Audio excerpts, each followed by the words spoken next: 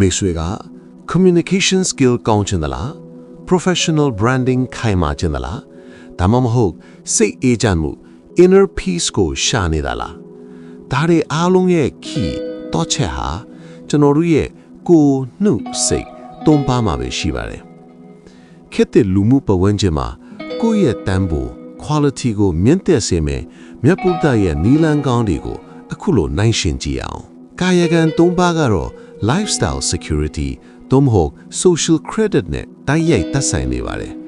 မိမိရဲ့အပြုအမူနဲ့ကိုယ်ကျင့်တရားကိုထိန်းသိမ်းခြင်းကပတ်ဝန်းကျင်မှာကိုယ့်ရဲ့တန်ဖိုး quality ကိုဘယ်လောက်အထိခိုင်မာစေသလဲဆိုတာကိုကြည့်လိုက်ကြရအောင်၁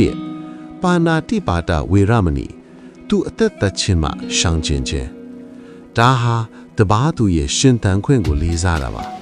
ငါလည်းအသက်ရှင်ခြင်းတို့သူလည်းအသက်ရှင်ခြင်းမှာပဲဆိုတဲ့စာနာစိတ်နဲ့အနိုင်ကျင့်တာတတ်ဖြတ်တာတွေကိုရှောင်ကျဉ်လိုက်တဲ့အခါတင့်ဘဝမှာရန်သူကင်းပြီးဘေးကင်းလုံခြုံမှုဆိုတဲ့အကာအကွယ်ကိုရရှိမှာဖြစ်ပါတယ်နှစ်အာဒိနာဒါနာဝေရမဏီသူဥစ္စာခိုးယူခြင်းမှရှောင်ကျဉ်ခြင်းဒါဟာသူတပားရဲ့ကြိုးစားအားထုတ်မှုကိုတန်ဖိုးထားတာပါငါပစ္စည်းအပြောက်ရှုမခံခြင်းတလို့သူလည်းခံစားရမှာပဲဆိုတဲ့စိတ်နဲ့မတရားယူခြင်းကိုရှောင်ကျဉ်လိုက်တဲ့အခါတဲ့မှာ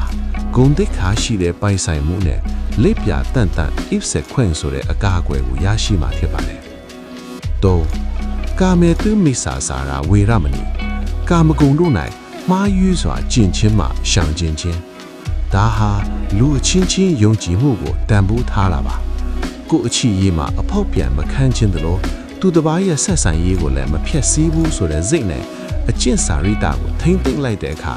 တင့်ဘဝမှာခိုင်မာတဲ့မိသားစုဘဝနဲ့အများရဲ့ယုံကြည်အားကိုးကိုရရှိမှာပဲဖြစ်ပါတယ်